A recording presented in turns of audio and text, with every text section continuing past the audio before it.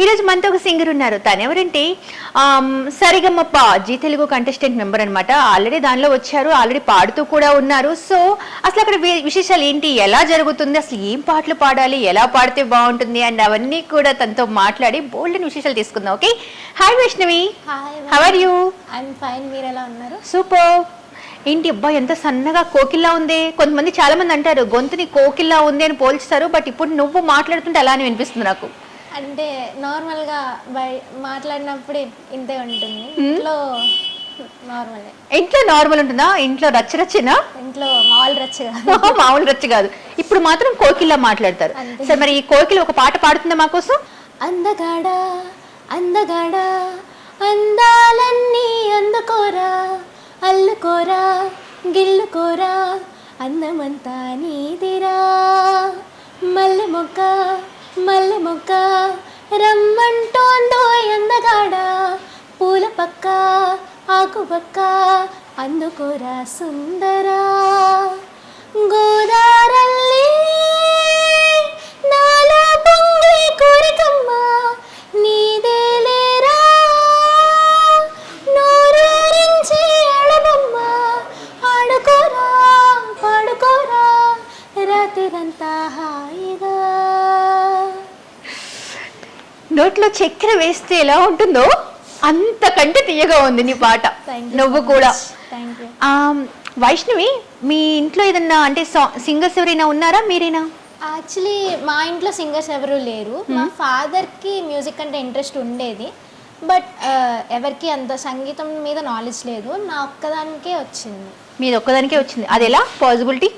Like చిన్నప్పుడు ఏదైనా songs టీవీలో వచ్చినా కూడా, ఎక్కడన్నా పద్యాలు విన్నా కూడా వెంటనే పాడేసేదాన్ని, విని పాడేసేదాన్ని. అది మా డాడీ గుర్తించారు ఆ టాలెంట్. ఓకే.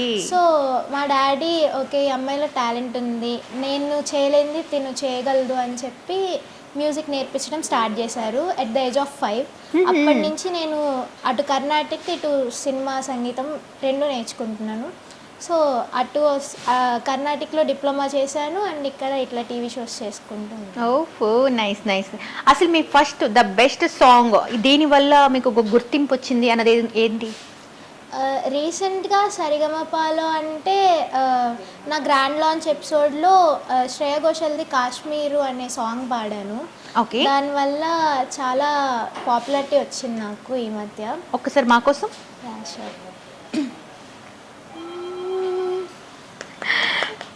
కోటి సార్ ఏమన్నారు? ఎక్సెప్షనల్లీ ఈ సాంగ్కి నాకు one of the best compliment from కోటి సార్ వచ్చింది.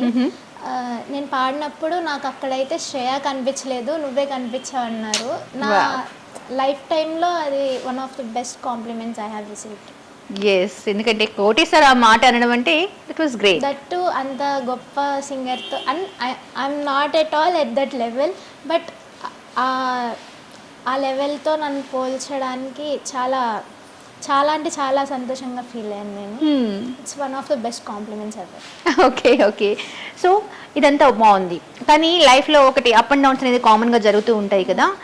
కొంతమంది అంటూ ఉంటారు అసలు అవసరమా ఈ సాంగ్స్, ఇవి హ్యాపీగా లీడ్ చేసుకోవచ్చు, చదువుకోవచ్చు, లేదంటే నీ జాబ్ నువ్వు చేయొచ్చు, అలా ఏదైనా మీకు బ్యాక్ ఉందా, జరిగిందా? అంటే ఇప్పటి వరకు నాకు డిస్కరేజ్మెంట్ అనేది ఎక్కడా లేదు. నా ఫ్రెండ్స్ కానీ నా ఫ్యామిలీ కానీ మ్యూజిక్ ఫీల్డ్ గురించి నన్ను ఎవరు డిస్కరేజ్ చేయలేదు. ఒక పాయింట్ ఆఫ్ టైంలో నేనే వదిలేద్దాం అనుకున్నాను మ్యూజిక్ని. మా ఫాదర్ లేకపోవడం వల్ల, అంటే లైక్ ఒక సపోర్ట్ సిస్టమ్ అనేది లేకుండా అయిపోయింది అన్నట్టు అనిపించేసి నాకు అసలు మ్యూజిక్ ఇంకా నాకు ఎందుకు అన్నట్టు అయిపోయాను. I went in to depression. అప్పుడు మా మదర్, ఇప్పుడు నాన్న లేరని మ్యూజిక్ వదిలేస్తే నువ్వు నాన్నను వదిలేసినట్టే, సో నువ్వు మ్యూజిక్ పాడుతున్నంతకాలం నాన్న మీతోనే ఉంటారు అని చెప్పి నన్ను చాలా మోటివేట్ చేశారు. సో ఎప్పుడు ఎంకరేజ్మెంటే కానీ నాకు డిస్కరేజ్మెంట్ ఎక్కడ రాలేదు. మీ ఫ్రెండ్స్ కానీ రిలేటివ్స్ అందరూ కూడా అందరూ నాకు ఎంకరేజ్మెంట్ ఇస్తూనే ఉంటారు. ఎవరు మీ లైక్ మ్యూజిక్ డైరెక్టర్, ఎవరు మీకు ఇష్టమైన డైరెక్టర్? నాకు పర్సనల్గా అయితే ఏఆర్ రెహమాన్ గారు అంటే చాలా ఇష్టం. ఎందుకంటే ఆయన ప్రతి ఒక్క కంపోజిషన్ చాలా అంటే చాలా యూనిక్గా ఉంటుంది. ఏ ఒక్క కంపోజిషన్కి ఇది మ్యాచ్ అవుతుంది అనని ఏమి ఉండదు. అంత యూనిక్గా ఆయన చేసే కంపోజిషన్ ఎలా ఉంటుందంటే like he experiments with music అన్నమాట. ఆయన చేసే ప్రతి ఒక్క అసలు ఆయన పాట ఇది నా ఫేవరెట్, ఇది బాగోదు అనడానికి ఏమీ ఉండదు. ఏ పాట అయినా సరే ఎంత బ్యూటిఫుల్గా అది కంపోజ్ చేస్తారంటే ఇట్స్ లైక్ నాకు వర్డ్స్ కూడా రావట్లేదు దాన్ని డిస్క్రైబ్ చేయడానికి. ఓకే, ఏఆర్ రెహమాన్ గారితో ఒక పాట పాడతారా మరి? ప్రేమించే ప్రేమవా పూరించే ఊహవా, ప్రేమించే ప్రేమవా పూవల్లే పుష్పించే నేనా అడిగా నన్ను నేనే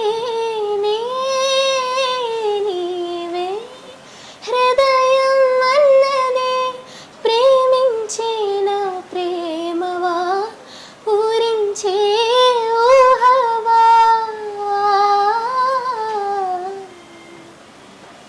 చాలా బాగుంది Vaishnavi. Thank you so much. ఖచ్చితంగా మీ ఫాదర్ ఏదైతే డ్రీమ్ ఉండి తను అవ్వాలి అనుకున్న పొజిషన్ మీలో చూసుకోవాలి అని చెప్పేసి అనుకున్నారో ఆ డ్రీమ్ ఖచ్చితంగా మీరు ఫుల్ఫిల్ చేయాలని మనస్ఫూర్తిగా కోరుకున్నా. Thank you so much. Thank you so much.